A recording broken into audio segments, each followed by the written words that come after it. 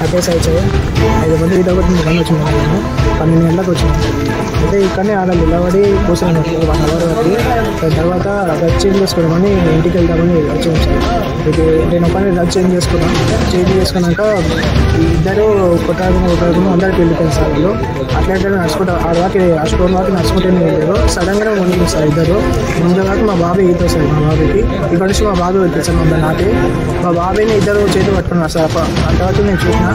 ఇక నేను ఎవరైనా తెలుసుకోదామని కింది వరకు వచ్చిన సార్.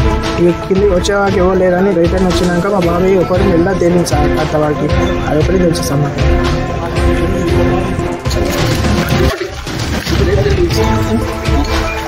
మహబూబ్నగర్ మండలం జుట్టుపల్లి గ్రామ పంచాయతీలో double bedroom KCR Nagar double bedroom ఉన్నాయి. పక్కనే ఒక కోరేన్ ఉంది. ఆ కోరేలో ఈత కొట్టాలని ఎండాకాలం సెలవులు ఉన్నాయి కాబట్టి చాలా నీడకు చలికి ఇలా ఈత కొట్టవచ్చు నేర్చుకోవచ్చు అని చెప్పి 3 వ్యక్తులు ఇక్కడికి వచ్చి ఈత నేర్చుకోవాలని చెప్పించారు. ఇందులో 3కి మాత్రమే నీళ్ళలో దిగిండ్రు. ఆ 3 వ్యక్తులలో 2కి ఈత రాదు, 1కి ఈత వస్తుంది.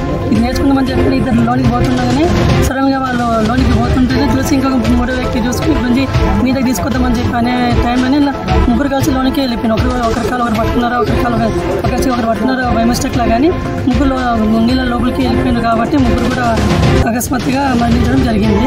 ఈ విషయం ఇదంతా చూసిన వ్యక్తులు 2 ఉన్నారు పైన గడిపోయింది కాబట్టి వాళ్ళిద్దరు కూడా చూసి వాళ్ళ ఇంట్లో వ్యక్తికి ఇక్కడ ఉన్న డబుల్ బెడ్రూమ్ వ్యక్తులు అందరికీ ఇన్ఫర్మేషన్ ఇచ్చినందుకు అందరూ వచ్చి శవాలను చేయంగా ఒక వ్యక్తి దొరికింది. ఇంకా ఇద్దరు దొరుకుతుంది. మిగతా వాళ్ళకు కూడా ఇంకా చూస్తున్నారు, డిపార్ట్మెంట్ వాళ్ళని పిలుస్తున్నారు కాబట్టి ఈ దొరికిందంటే శవాలని దొరికిందంటే గవర్నమెంట్ హాస్పిటల్ దొరికిపోయి వాళ్ళకి పోస్ట్ మార్టం చేసి రిపోర్ట్ చేసి వచ్చిన తర్వాత రేపు దాన సంస్కృతులు జరుగుతాయి.